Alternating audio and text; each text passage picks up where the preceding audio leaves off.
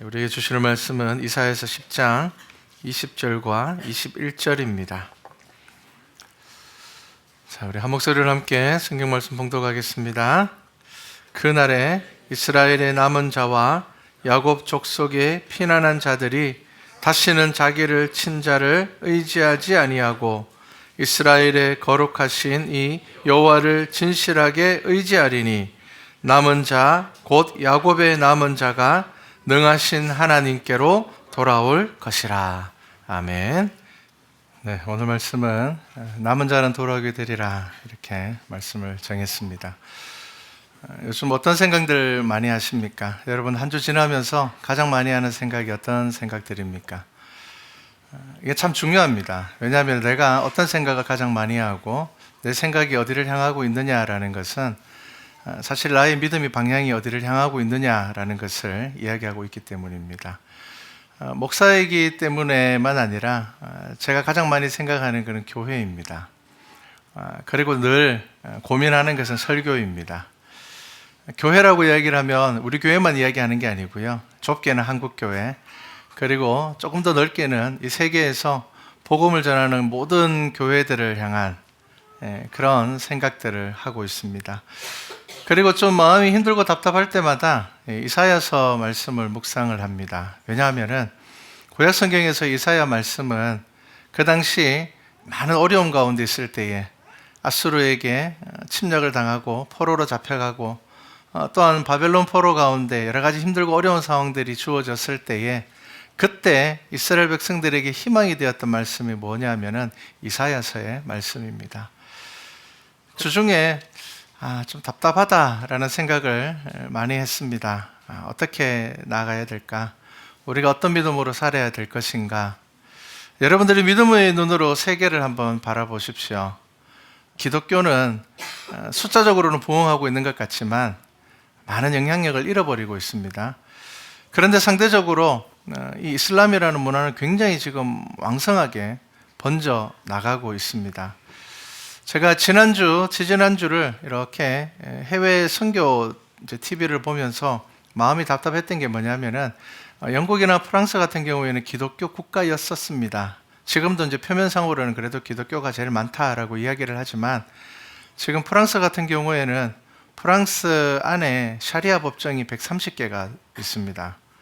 그래서 그곳에 살아가는 이슬람 사람들은 우리는 나라의 법 따르지 않겠다. 우리는 종교법을 따르겠다. 라고 하면서 그들은 종교법을 따릅니다. 여러분, 우리가 믿음에서 확실하게 서지 않으면은 자기의 믿음을 확실하게 붙잡고 있는 사람들을 이길 수는 없습니다. 저와 여러분이 믿음이라는 것을 분명하게 붙잡고 살아가고 있지 않다라면은 우리는 언젠가는 이 믿음을 잃어버리게 될 것입니다.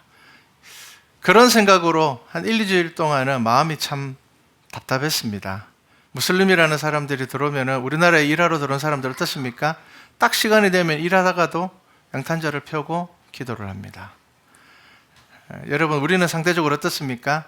사람들 앞에서 밥 먹을 때 교회 밖에서 식사기도 하는 것도 눈치 보는 사람들이 많습니다. 우리의 믿음이 지금 그렇다라는 겁니다. 그런데 여러분, 우리가 영적인 전쟁에서 승리할 수가 있겠습니까? 그냥 대충 살아가고 그냥 세상 원래 이렇게 살아가는 거야. 우리가 그렇게 살아가고 있을 때에 교회를 무너뜨리려고 하는 사람들은 아주 철저하게, 아주 완벽하게 그들의 신앙을 지키려고 노력하고 있다는 겁니다. 여러분, 그것을 아셔야 됩니다. 하나님의 백성은 늘 승승장구하지 않습니다. 우리가 진리를 버리고 세상의 것을 쫓고 세상의 즐거움에 빠져서 진리와 멀어질 때에 하나님은 우리를 그냥 두지 않으시고 다시 우리를 돌아오게 하십니다. 그런데 여러분, 이 방법이 정말 괴롭고 힘듭니다.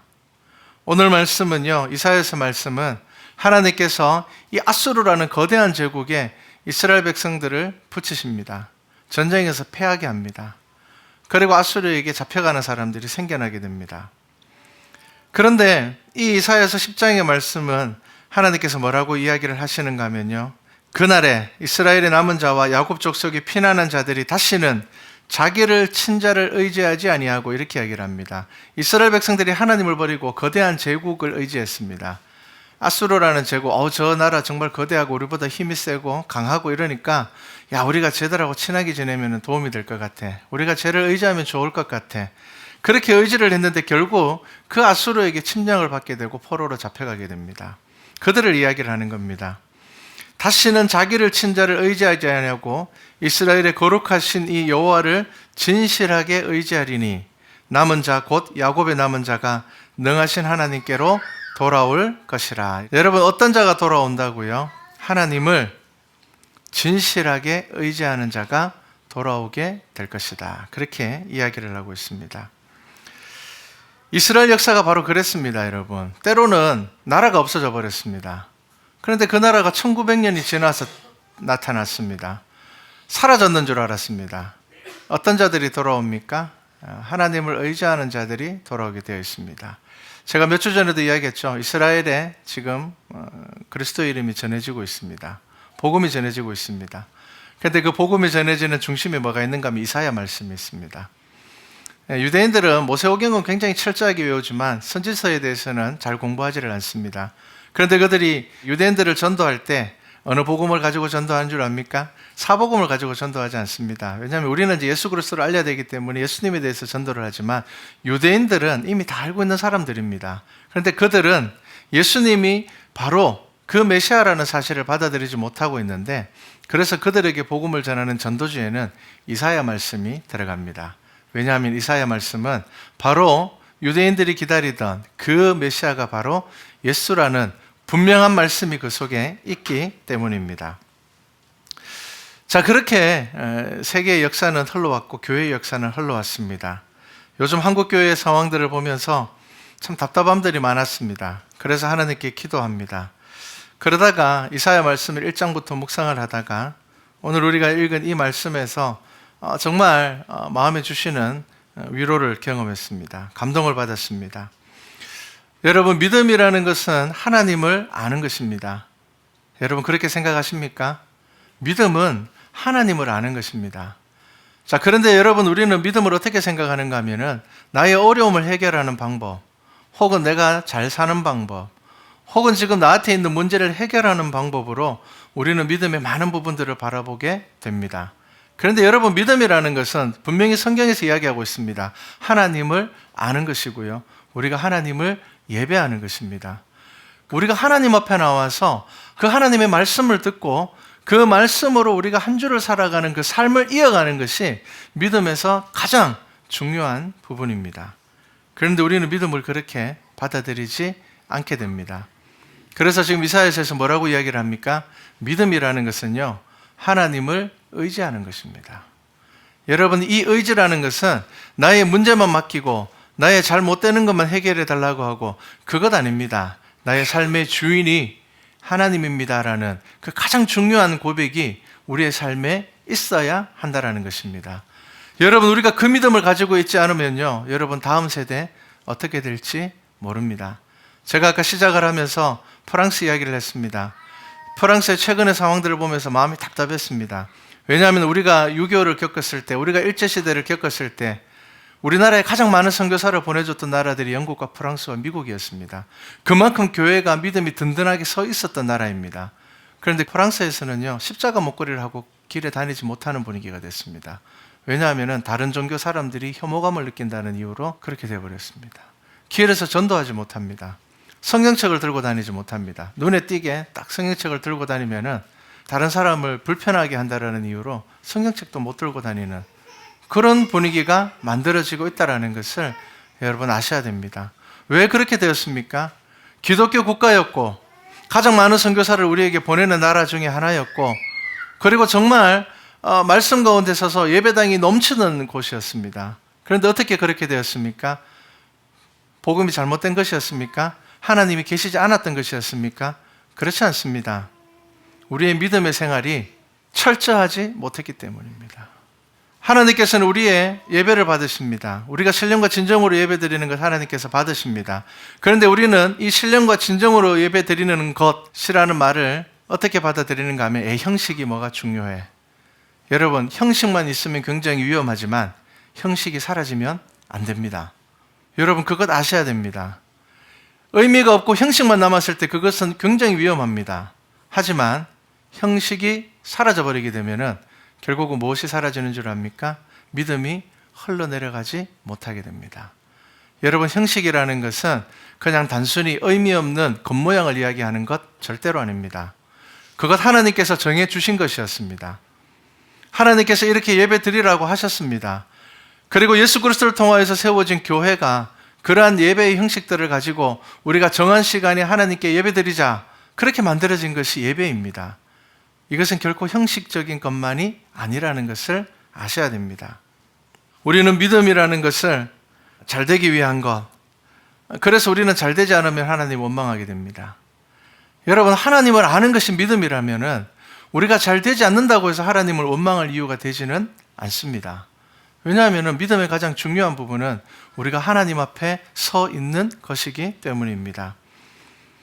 하나님을 믿는 것은 우리가 주의 자녀로 하나님의 나라의 소망을 가지고 살아가기 위함입니다. 그것이 가장 우선이 되어야 되는데, 너무 많은 사람들이 정신적인 위로를 얻거나 혹은 사업의 성공을 위해서 다른 사람들보다 내가 잘 사는 것이 목적이 되어서 야, 교회 가면 복 받는다고 하더라.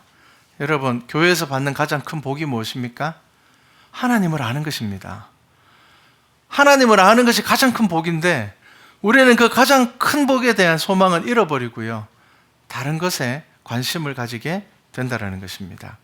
여러분, 세상의 즐거움은 오래가지 않습니다. 내가 지금 무엇인가 뜻대로 되지 않는데 그렇기 때문에 하나님이 없다라고 생각한다는 것은 믿음의 가장 중요한 본질을 놓치고 있는 것입니다. 여러분, 목적이 올바라야지 과정이 변하게 됩니다. 여러분, 삶의 목적, 믿음의 목적이 분명해져야지 여러분들의 삶이 변합니다.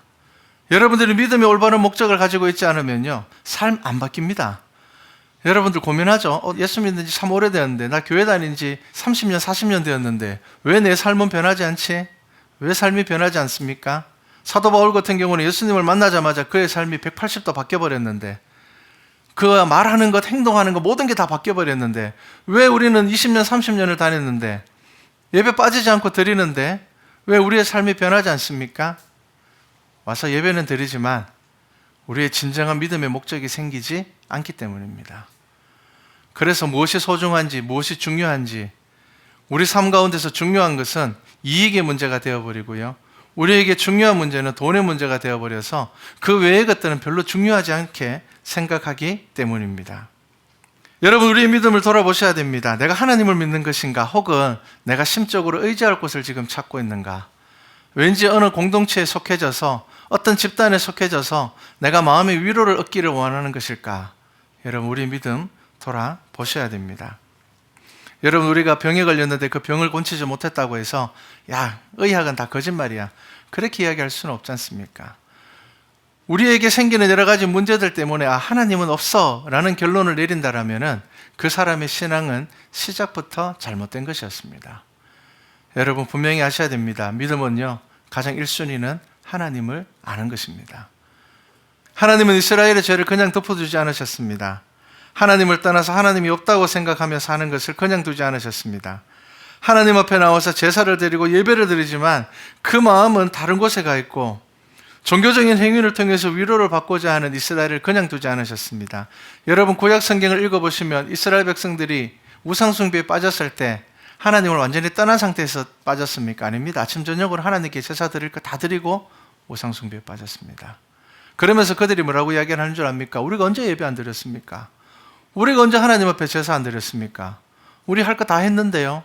그렇게 이야기를 합니다.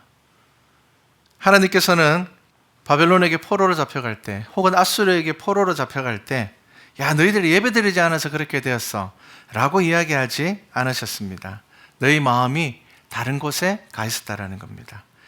스가랴 7장 5절에 이런 말씀이 있습니다. 온 땅의 백성과 제사장들에게 이르라. 너희가 70년 동안 5째 달과 7째 달에 금식하고 애통하였거니와 그 금식이 나를 위하여 한 것이냐? 너희가 먹고 마실 때에 그것은 너희를 위하여 먹고 너희를 위하여 마시는 것이 아니냐, 이렇게 이야기를 합니다. 이 스가랴서 말씀은 뭐냐면요, 바벨론 포로 70년을 마치고 이스라엘 백성들이 돌아와서 성전을 재건하다가 중간에 반대하는 사람들 때문에 멈추게 됩니다. 그리고 이제 다시 시작하게 될 때에 하나님께서 스가랴를 통해서 그 말씀을 하시는 겁니다. 야, 너희들 바벨론 포로 70년 동안에 너희들 5달과 7달이 금식한 거, 막 예통한 거, 야, 그거 나를 위해서 한 거 맞냐? 이렇게 물어보시는 거예요. 왜냐하면 그들이 이 바벨론 포로 기간 동안에 자기들의 나름의 시간을 지내서 막 예통하고 금식을 했습니다. 겉으로 보기에는 야, 신앙이 정말 좋아지고 있구나, 깊어지고 있구나, 그렇게 볼 수 있습니다. 그런데 하나님께서는 스가랴를 통해서 뭐라고 이야기를 하셨는가 하면은, 야, 너희들 지금 그렇게 하는 거 나를 위해서 하는 거 맞아? 야, 너희들 지금 금식하고 애통하는 거 나를 위해서 하는 거 맞아? 그렇게 말씀하고 있다라는 겁니다. 여러분, 예배를 드리는 이유도 하나님 없는 사람을 위한 그실 때가 많습니다. 그러다 보니 듣기 좋은 말, 사람들의 죄를 덮어주는 말만 하고 하나님의 진리를 선포하지 않는 경우들이 많아지고 있습니다. 오늘날 교회에서도 많은 사람들이 우려하는 게 있습니다. 예수님 없는 설교가 선포되어질 때가 많다라는 겁니다. 예수님의 가르침을 당당하게 전하지 못하는 경우들도 생기고 있다라고 이야기를 합니다. 복음주의 설교를 너무 강하게 하면 성도들이 떠나기 때문에 이제는 그렇게 설교 못합니다 라고 말하는 목사님들도 생겨나고 있습니다. 여러분, 이것은 교회의 위기입니다. 여러분, 영적 전쟁 가운데 살아갈 때에 교회를 무너뜨리려는 사람들은 목숨 걸고 그들의 예배를 드리고, 그들은 목숨 걸고 찬양을 하고, 그들은 목숨 걸고 교회를 세우려고 노력을 합니다. 그런데 우리는 어떠합니까? 그렇지 않다라는 겁니다. 우리의 믿음이 느슨하여지고 우선순위가 교회가 아닌 세상에서 살아가는 것이 우선순위가 되면서 입으로는 저 하나님 믿습니다 라고 이야기를 한다라는 겁니다. 여러분, 이렇게 되면 교회는 무너질 수밖에 없습니다. 우리 한국교회가 어떻게 이렇게 부흥할 수 있었습니까? 목숨 걸고 신앙하는 선배들이 있었습니다. 목숨 걸고 예배드리는 선배들이 있었습니다. 예배드리러 가려면 2시간, 3시간 걸어가야 되는 거리를 예배드리러 가신 분들이 많았습니다. 저도 종종 부모님께 그런 이야기를 듣습니다. 요즘 교회가 멀어서 사람들이 아침에 잘 못 나오는 경우 있습니다. 그러면은 옛날에는 애 하나 업고 손 잡고 산 하나 넘어서 예배드리러 가는 거예요. 11시에 예배면 아침 7시에 출발한답니다. 밥 먹고 아이들 손 잡고 3시간 동안 예배드리러 가는 길만, 그렇게 예배드리러 가는 거예요. 여러분, 그렇게 예배를 드렸기 때문에 한국교회가 부흥을 했어요. 그런데 오늘은 어떻습니까? 우리의 삶에서 예배가 후순위가 되어버렸습니다. 정말 어쩔 수 없는 경우가 아니면은 목숨을 걸고 예배를 지켜야 되겠다라는 분들이 점점점 사라지고 있습니다. 여러분, 이것이 교회의 위기입니다. 우리가 몸된 교회를 세워야 되겠다라는 생각하지 않습니다. 교회가 없어져도 다른 교회 가면 되지 뭐. 여러분, 그렇게 생각합니다. 우리는. 여러분, 한 교회가 생기는 것이 얼마나 힘들고 어려운 줄 아십니까? 한 교회가 생기기 위해서 얼마나 많은 사람들이 희생하시는 줄 압니까? 얼마나 많은 결단이 필요한 줄 압니까? 그런데 여러분, 우리는 예수 그리스도를 통해서 세워진 이 몸된 교회가 우리에게 너무 가벼워지고 있다는 것을 아셔야 됩니다. 우리는 걱정합니다. 왜 우리 아이들이 믿음이 철저해지지 않을까? 우리 아이들이 왜 하나님을 잘 모를까? 어려서 모르는 것도 있지만 중요한 것은, 여러분, 아이들은 어른들을 보고 신앙생활 합니다. 여러분들의 기도가 곧 자녀의 믿음이 될 겁니다.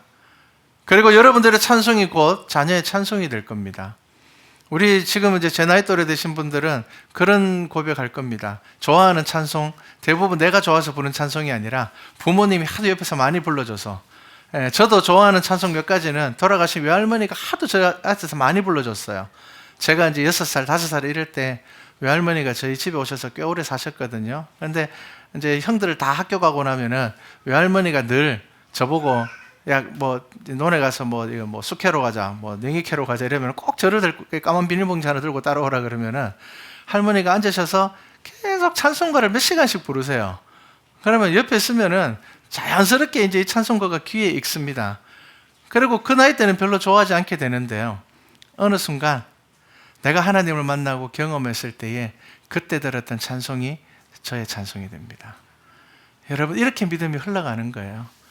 그래서 어릴 때 나 엄마 손잡고 교회 참 열심히 갔는데, 내가 그때 어릴 때 참 말 안 듣고 그랬는데 엄마가 내 손잡고 기도 참 많이 해주셨는데, 여러분, 이것이 믿음으로 흘러가게 되는 겁니다.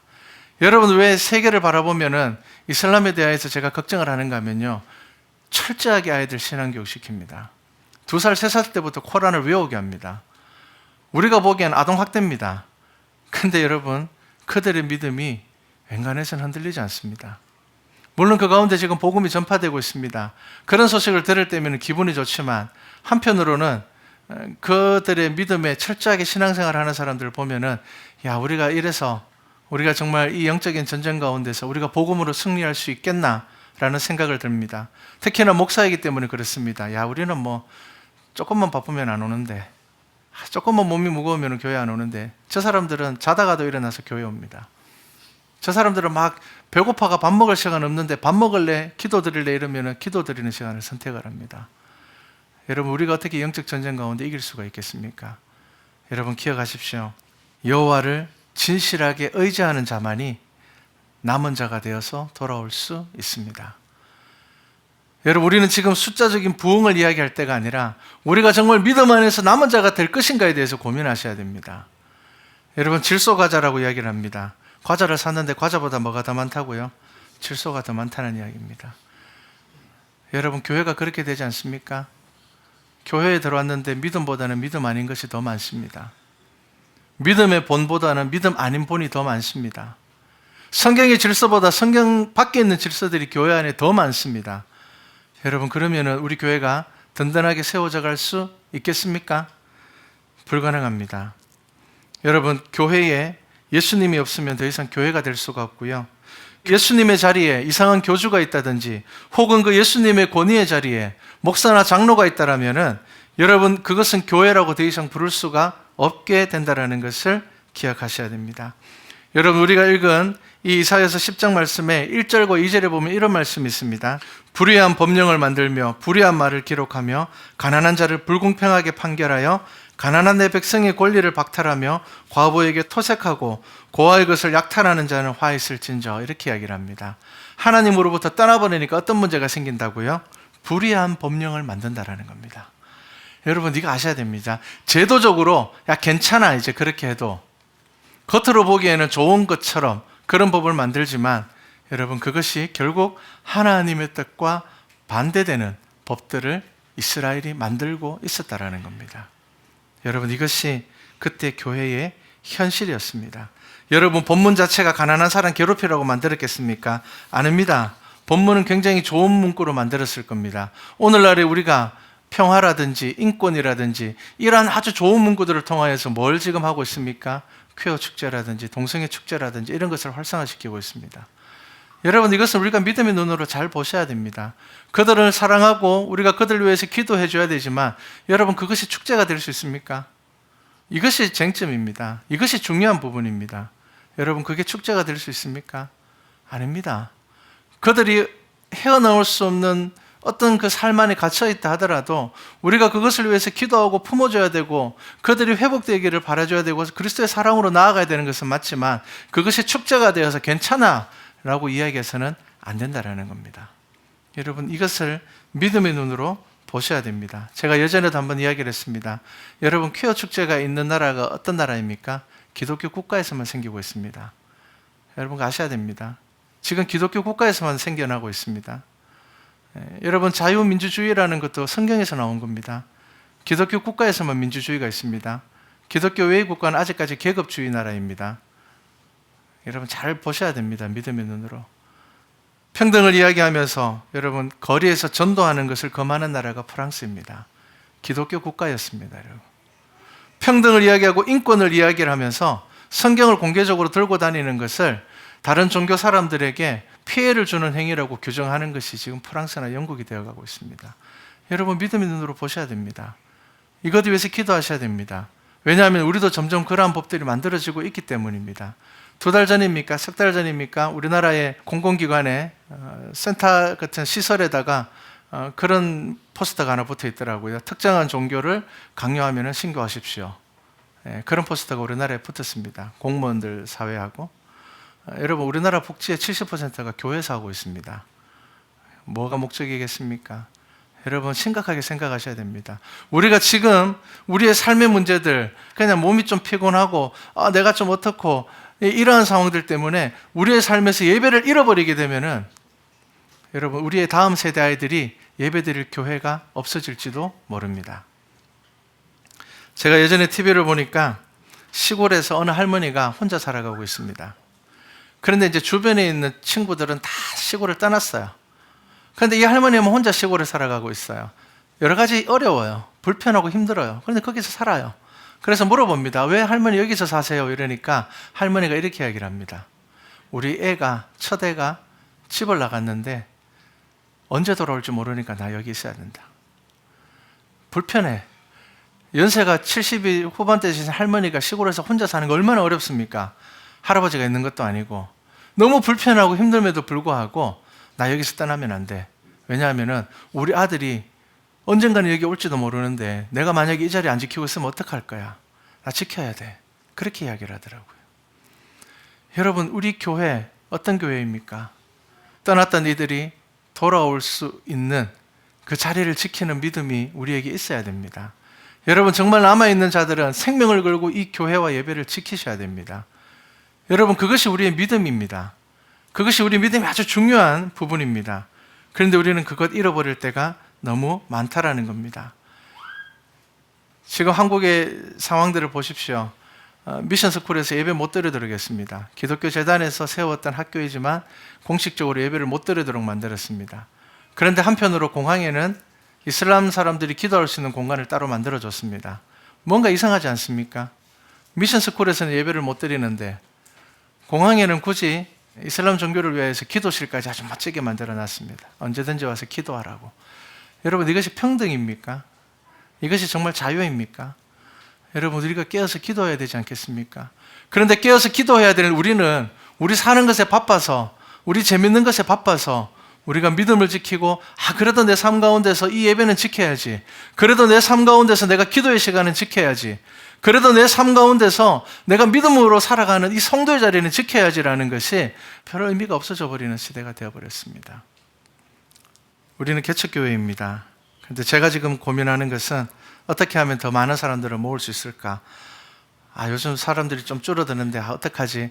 여러분, 이것이 저의 고민이 아니라 지금 신앙생활하는 우리 말씀과 찬양교회 모든 성도들이 정말 진실하게 하나님을 의지하는 사람들이 되었으면 좋겠다라는 것입니다. 내가 그것을 위해서 내가 기도해야 되겠다. 어떻게 하면 그렇게 할 수 있을까? 여러분, 그게 저의 기도의 제목입니다. 어떻게 하면 우리가 정말 소수가 되더라도 어떻게 하면 우리가 전적으로 하나님을 의지할 수 있을까? 어떻게 하면 그런 교회가 될 수 있을까? 여러분, 목사이기 때문에 때로는 실망할 때가 있습니다. 특별한 이유가 없는 것 같은데 교회를 안 나왔어요. 그래서 사실은 마음이 좀 아픕니다. 내가 설교하는데 사람이 줄어들어서 절대로 그렇지 않습니다. 하나님께서 이 교회를 세우셨는데, 하나님께서 이 땅에 교회를 세우셨는데, 하나님께서 우리에게 이렇게 많은 은혜를 주셨는데, 그럼에도 불구하고 우리는 그 하나님의 은혜를 잊어버리고 잃어버리고 그냥 외면하고 살아가는 사람들이 되는 것은 아닐까. 그래서 마음이 아픕니다. 여러분, 이 문제를 해결하는 방법은 다른 방법이 없습니다.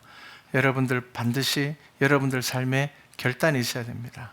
그리고 여러분들의 믿음의 결단들을 나누셔야 됩니다. 나 이제부터 교회 안 빠질 거야. 나 적어도 내가 하루에 한 구절 말씀은 읽을 거야. 내가 적어도 믿음의 성도로 살아갈 거야. 여러분들 속으로만 다짐하시지 마시고 여러분 믿음의 결단은 나누시기 바랍니다. 여러분들 기도의 모임을 통하여서 우리 교회는 큐티 모임도 있습니다. 그리고 이제 추석 지나면 성경 공부 모임도 다시 생깁니다. 그리고 이런저런 모임들이 여러분들 자유롭게 생기셔서 그 안에서 기도하고 삶을 나누고 여러분들의 결단이 있기를 바랍니다.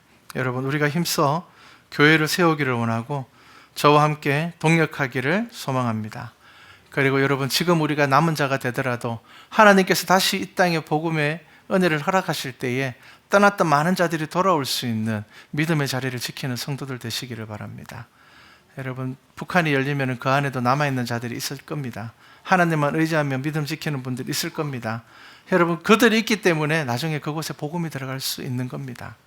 포로된 시기에 고난과 힘듦이 우리 가운데 있다 하더라도 여러분, 감당할 수 있는 믿음으로 그 자리를 지키는 우리 말씀과 찬양교회 성도가 되어서 이 지역 가운데 그리스도의 복음을 전하는 정말 귀한 성도와 교회 되기를 주님의 이름으로 축복합니다.